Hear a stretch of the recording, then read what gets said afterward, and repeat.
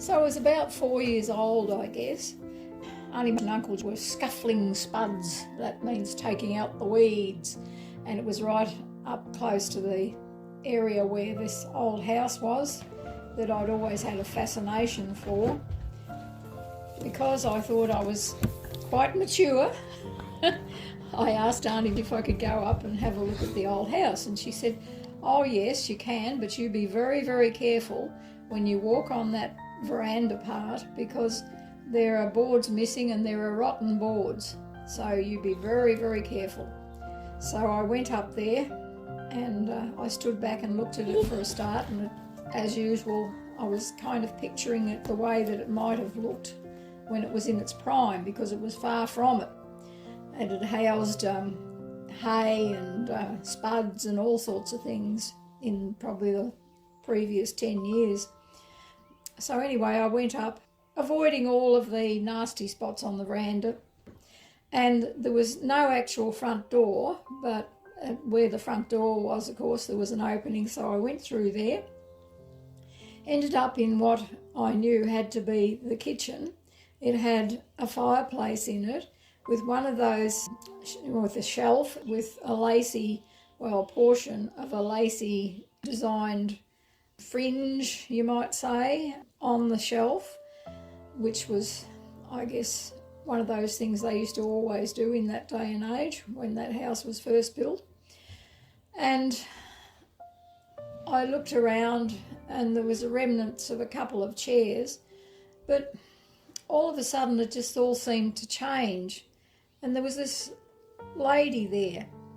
She was a little short lady, quite solid in build, and she said, "Oh, I know you, and you're part of my family, and so how about we have a cuppa now?" So she made a cuppa and she offered up the best of English china.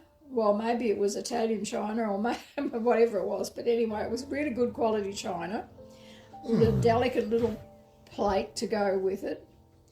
And we sat and chatted, and I can't exactly remember what we chatted about, but it was all interesting things about how families stick together, and you know, we all inherit certain things. And then she said to me, "Well, you better go now because your auntie will be worrying about you." And somehow or other, I woke up on the front veranda again, but I couldn't think how I got there, because it seemed it was so real. She was so incredibly real, and so was the kitchen. And I could never understand exactly what was going on, but it was real to me. It was like I was in the kitchen and everything was absolutely real, and then I must have got sleepy and fell asleep on the front veranda, but I couldn't remember walking from the kitchen to the veranda. So anyway, returned to the paddock where they were doing the potatoes. Never said anything to Auntie and Uncle. Didn't think they'd understand anyway. And that was probably the end of that experience for that old house. But every now and then I'd get the sense that this lady was around still. She was always there.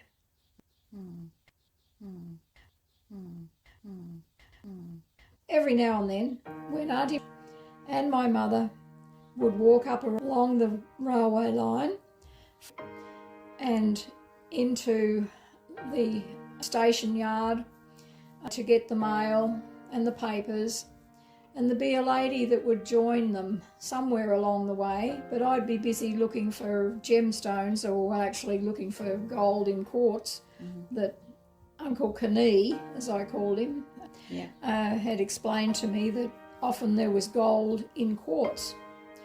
And this particular lady would walk up and she'd seem, never heard her say anything, but she'd seem to be listening to what they were saying and all intent on them. Never really paid any attention to me. And at some point or other, she'd disappear.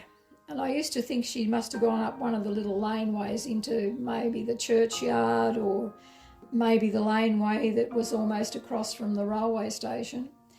And sometimes, after she'd walked to the station with them, she'd join in again as they came back, and she'd walk all the way into the yard of the old house, the old original place that the family lived in. And she'd appear to me to go in the door because, well, she'd disappear, but Auntie'd be the last to go in, and she wouldn't be there. So I assumed that she was going in to have a cuppa with Mum and Auntie, and I really wouldn't see her again for the rest of the day. Yeah. Daffodils grew in clumps all over the yard in spring. I used to sometimes go and pick a few, and I'd pick them all odd, so, sort of just bend them over and pull them off, and they'd be all different lengths and not really terribly much use by the time I'd finished with them. And Auntie used to say to me, "Oh, you should just, pick them from the base and hold your finger on the plant and just get them off that way." But I couldn't figure it out. Anyway, this lady, she was always dressed as if she was in a Salvation Army uniform. She had this black clothing and little black bonnet on, and she was helping me. She took the basket from my hand and she was helping me. I was holding one side of the basket, she seemed to be holding the other, and she picked those daffodils absolutely perfectly. And I went in and presented the daffodils to Auntie, and she said, "Oh my goodness, you've certainly learned how to pick daffodils now, haven't you?" And I said, "Oh, the lady helped me." And she said, "What lady?" Oh, I said, "Oh, the lady that she's around here sometimes, but she isn't anymore. I think she's gone home now." And nothing more was said about it, except I do remember the quizzical look on Auntie's face, like, gee, Mum used to always say to me, I've got a good imagination, so I thought I was probably in that category. But anyway, many, many years later, this is probably when I was about 30 or so, Auntie brought out a tin, an old, fairly big tobacco tin, and it had very old pictures in it. And we're going through these old photographs of various family members. Most of them I knew, but some of them I didn't. They'd been family friends that had passed on. And then there was a picture, and it only had this one person in it, and it was the lady that used to walk up the railway line with them. Yeah. And I said to Auntie, "Oh, this is the woman that used to walk up the railway line with you when you went to get the mail, the one that helped me to pick the daffodils." And she looked at me strangely, and Mum started up immediately. She said, "Oh, you always did have a vivid imagination." And, he said it'd be impossible that Lynette could possibly have seen this woman because she died about 10 years before she was born. I thought, no, that's impossible, because she was there, and I knew she was there, and I saw her so many times. Anyway, Auntie looked at Mum and said, "Oh, we really don't know what goes on in this world." And perhaps if she says she's seen that woman, she would never have seen her before in the flesh anywhere, and so she's seeing her in the picture. And doesn't that tell you that she must have seen her somewhere? Mum didn't comment anymore. It's dumbfounded.